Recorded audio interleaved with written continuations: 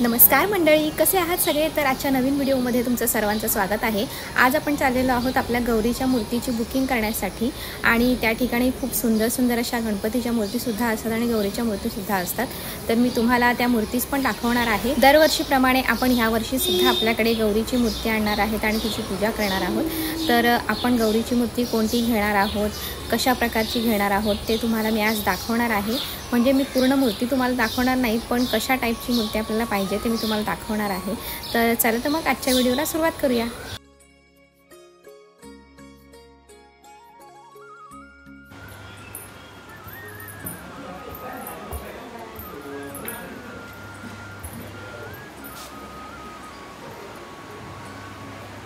तर मंडळी, मी आलेली आहे इथे मूर्तीच्या कारखान्यामध्ये आणि माझ्या मागे तुम्हाला इथे एक छोटा मूर्तिकार मूर्ती रंगवताना दिसत असेल तर त्याला आपण प्रश्न विचारूया। आता तुझं नाव काय रे?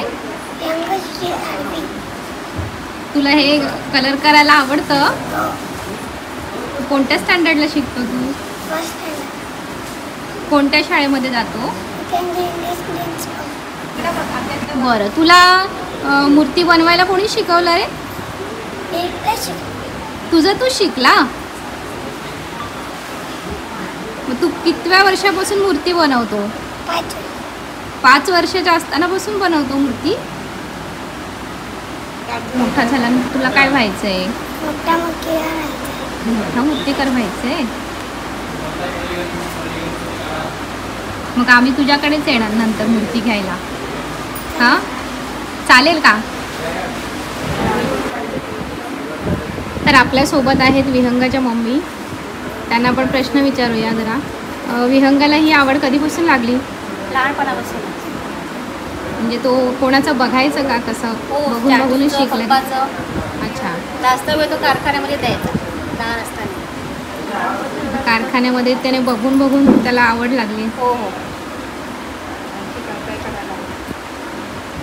विहंगाला लहानपणापासूनच कलेची जास्त आवड आहे, कारण त्याचे वडील आणि चाचू या क्षेत्रामध्ये आहेत, त्यामुळे त्यांना कलरची परत पेंटिंगची और मूर्ती बनवण्याची आवड आहे। चाचू जसे स्टॅच्यू करतो तसं तो पण करायला बघतो। त्याचं म्हणणं का चाचूच्या कॉलेजमध्ये अभ्यास पुढे करिअर करायचं। जे स्कूलला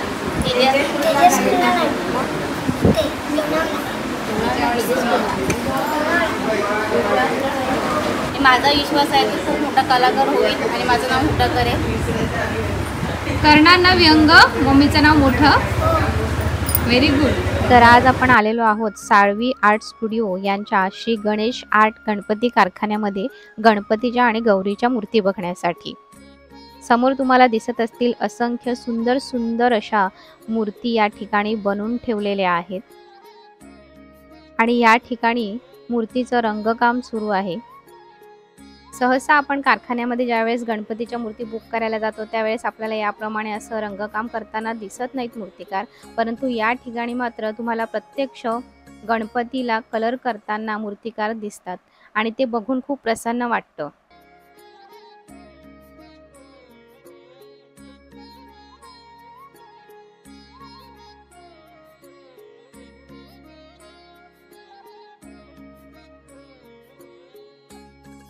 या ठिकाणी बघा, इथे ही जी मागची मूर्ती आहे ही मूर्ती आपली ह्या वर्षीची गणपतीची मूर्ती आहे।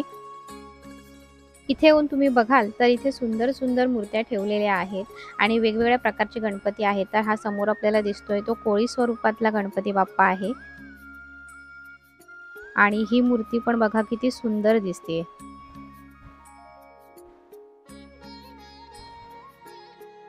हे बाळ गणेश आहेत।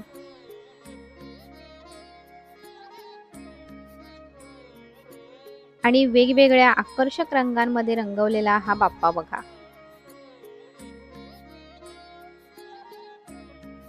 हा आहे विठ्ठलाच्या रूपातला बाप्पा।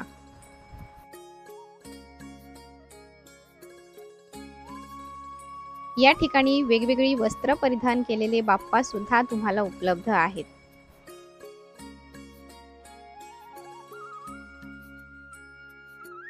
आणि ह्या प्रकारच्या एका रंगामधल्या ज्या मूर्ती आहेत त्या यावर्षी खूप ट्रेंडिंगमध्ये आहेत, त्या सुद्धा या ठिकाणी उपलब्ध आहेत. या ठिकाणचं जर मूर्तींचं कलेक्शन तुम्ही जर बघितलं तर एकापेक्षा एक सुंदर अशा घरगुती गणपती त्याचबरोबर सार्वजनिक गणपतीच्या मूर्त्या या ठिकाणी उपलब्ध आहेत. सुंदर बोलक्या मनमोहक गणेश मूर्ती बघून तुम्ही अगदी खुश व्हाल. या ठिकाणी मम्मीने आपली गौरीची जी मूर्ती आहे ती फायनल करायला लावलेली आहे. तर आपण तुम्हाला दिसत असलेल्या ह्या 2 मूर्त्या फायनल केलेल्या आहेत, त्यातली एक मूर्ती आपण घेणार आहोत. या ठिकाणी तुम्ही तुमच्या आवडीची मूर्ती सिलेक्ट करून ती त्यांच्याकडनं आवडीच्या रंगामध्ये सुद्धा रंगकाम करून तिचं घेऊ शकतात. त्याचबरोबर या ठिकाणी अगदी छोटे गणपती बाप्पा सुद्धा उपलब्ध आहेत. घरगुती गणपतीसाठी तुम्हाला अगदी छोटी गणेश मूर्ती हवी असेल तर ती सुद्धा या ठिकाणी तुम्हाला उपलब्ध होईल. हे बघा, अगदी लहान लहान बाळ गणेश सुद्धा या ठिकाणी उपलब्ध आहेत. छोट्याशा पण अगदी सुंदर अशा बालगणेशाच्या ह्या मूर्ती आहेत.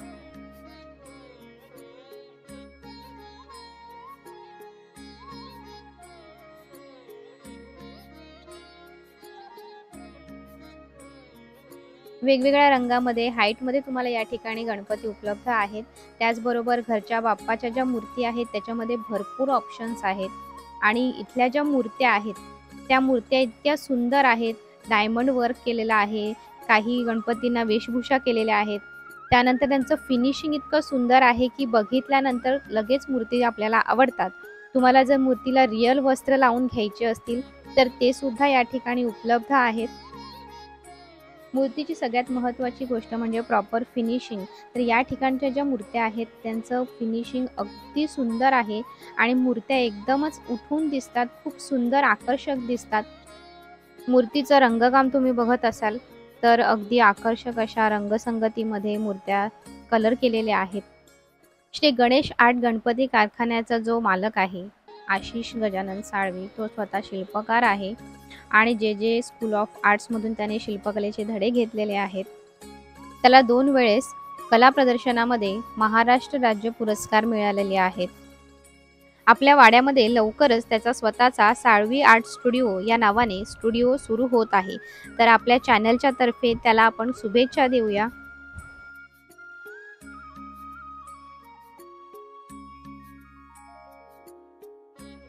माझं स्टुडिओ वाड्यामध्ये गावदेवी मंदिराच्या इथे आहे. गावदेवी मंदिर सिद्धेश्वरी रोड इथे आमचा स्टुडिओ आहे. आणि परंपरागत आमचं सुरुवातीला गणपतीचा कारखाना होता. त्यानंतर आम्ही प्रॉपर जे स्कूल ऑफ आर्टमध्ये अकॅडमिक घेऊन आणि शिल्पकलेचे धडे गिरवले. त्यानंतर मग ही सुरुवात सुरू झाली की शिल्पकलेकडे आम्ही वळालो. सुरुवातीला आम्ही गणपती करायचो, त्यानंतर मग शिल्पकलेकडे वळालो आणि त्याचं आता मोठ्या रूपात साळवी आर्ट स्टुडिओ सुरू करतो. आता त्याचंही काम साईड बाय साईड सुरू आहे आणि गणपतीचंही आम्ही काम करतो. आणि जवळजवळ या फील्डमध्ये आम्ही एक 15 वर्ष झाले की काम करतो. तर आपल्या ह्या आर्ट स्टुडिओ व्यतिरिक्त तू दुसरं कोणकोणतं काम करतोस?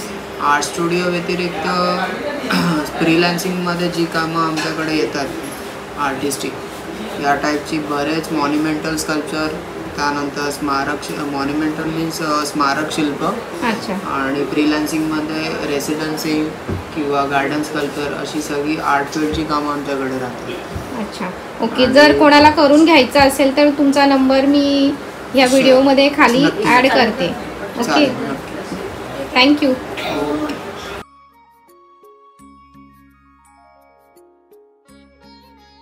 तर इकडे पॉलिशिंगचं काम चालू आहे मूर्त्यांचं. दादा, तुमचं नाव काय?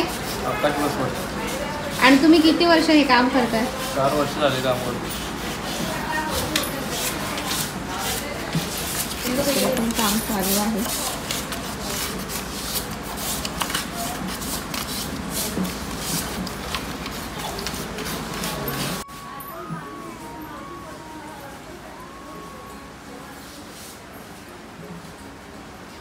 काशीदादाच्या आई आणि त्या आधी कुंभारकाम करायच्या, तर त्या आपल्याला त्यांच्याबद्दल माहिती सांगतील आता. माती आणायची, कुठे कुठे जायचं लिहिलेला आणायची, लाकडी पोळ्याच्या गिरणीतून आणायची, माती तिकडून आणायची डोक्यावर, नंतर मग गाडीने आणायला लागलो. नाही तर आधी डोक्यावरच आणायची. तुम्ही कुंभार काम किती वर्ष केलंय असं? बरीच वर्ष केली ना, 25. लग्नाला 25 वर्ष झाली ना. यांचं असं झालं ना, लहानच होती मुलं सगळी. तिथपर्यंत मी काम केलं आणि नंतर मग बंद केला ना, हात दुखायला लागला म्हणून मी यायला काही कारखाना टाकला, मग बंदच केला. अच्छा, म्हणजे तुम्ही सुरुवात केली आधी कुंभार कामाची आणि मग नंतर आशिष दादामध्ये ते गुण आले.